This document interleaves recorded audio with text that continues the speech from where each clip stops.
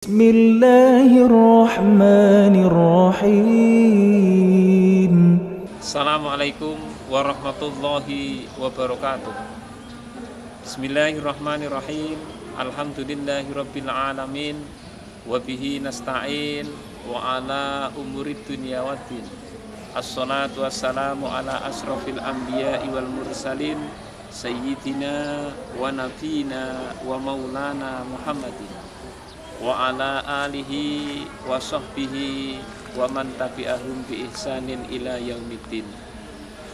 Anak-anakku yang saya cintai dan yang saya banggakan, puji syukur kehadirat Tuhan yang Maha Kuasa, Allah Subhanahu wa Ta'ala, yang telah melimpahkan rahmat, nikmat dan karunia-Nya sehingga kita bisa melaksanakan rutinitas, yaitu kajian agama walaupun secara daring. Sholawat serta salam kami haturkan kepada baginda Nabi besar Muhammad Sallallahu Alaihi Wasallam yang kita nantikan syafaatnya, baik syafaat di dunia maupun syafaat di akhirat.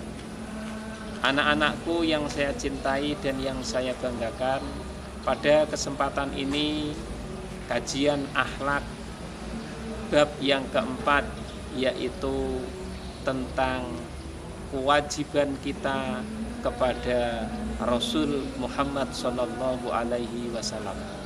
Alangkah baiknya sebelum kita mengawali pada kajian kesempatan ini, kita hadiah Fatihah terlebih dahulu. Ala hadhihi niyah wali kulli niyatin sholihah. Al-Fatihah. A'udzubillahi minasyaitonirrajim. Bismillahirrahmanirrahim. Alhamdulillahirabbil alamin. Arrahmanirrahim. Maliki yaumiddin. Iyyaka na'budu wa iyyaka nasta'in. Ihdinas siratal mustaqim. Siratal ladzina an'amta 'alaihim ghairil maghdubi 'alaihim waladdallin. Anak-anakku yang saya cintai dan yang saya banggakan, mengutip hadis Nabi Muhammad Sallallahu Alaihi Wasallam, man raghiba an sunnati falaisa minni.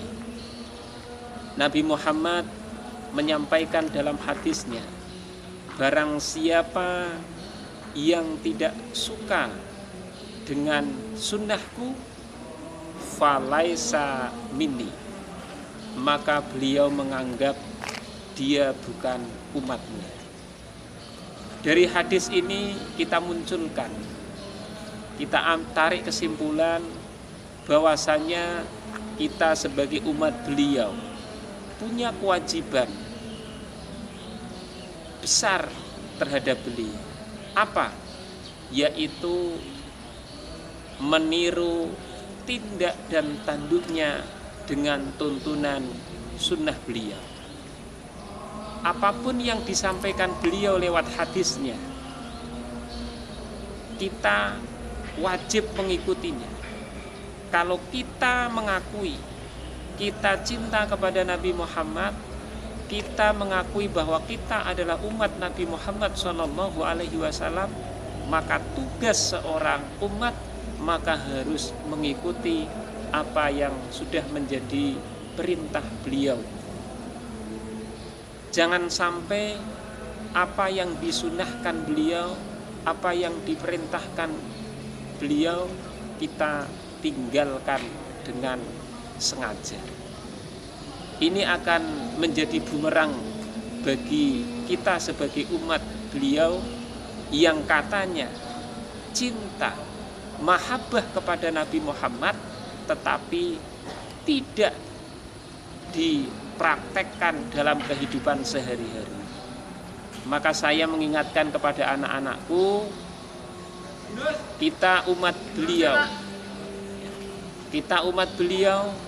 jangan sampai kita hanya pengakuan secara lisan saja, tetapi dibuktikan harus sesuai dengan perbuatan kita.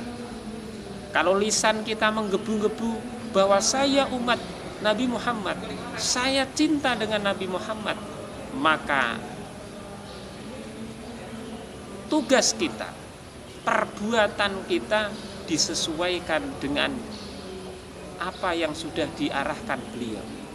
Makanya Nabi Muhammad SAW pernah menyampaikan di dalam hadisnya, innama buistu liutammima makarimal akhlak, bahwasanya Nabi Muhammad diutus ke bumi ini untuk menyempurnakan akhlak beliau.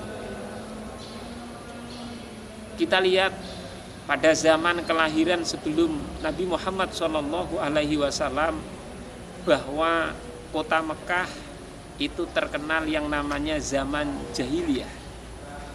Zaman jahiliyah ini bukan berarti orang bodoh tidak tahu apa-apa. Tidak. Zaman jahiliyah di situ ekonomi sudah berjalan. Kegiatan masyarakat sudah berjalan.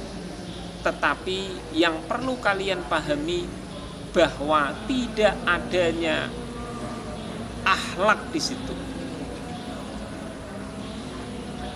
Banyak orang yang membunuh anaknya sendiri dengan alasan anak itu perempuan. Banyak perzinahan, banyak orang yang mencuri satu sama lain. Banyak sekali moralitas akhlak yang menyimpang pada saat itu.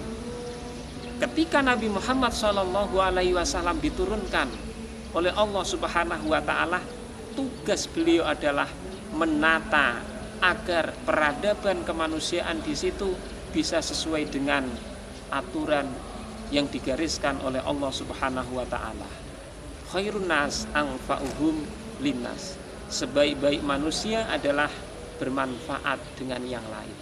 Jangan sampai kita hidup di sekeliling kita merasakan kerugian. Jangan sampai kita datang sekeliling kita merasakan kesedihan.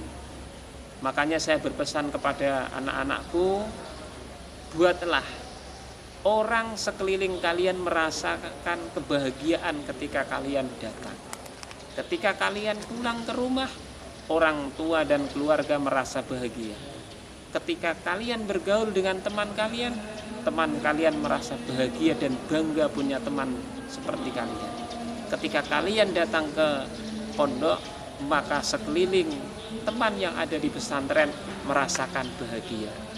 Sama yang disampaikan oleh Nabi Muhammad SAW. Nabi Muhammad datang ke bumi, orang lain merasakan kebahagiaan. Anak-anakku yang saya cintai dan yang saya banggakan, mungkin itu saja yang dapat kami sampaikan. Kami sampaikan selalu menjaga akhlak kita biar orang lain merasakan kebahagiaan ketika kita datang. Mungkin itu saja yang dapat kami sampaikan, kurang lebihnya mohon maaf. Semoga bermanfaat. Assalamualaikum warahmatullahi wabarakatuh.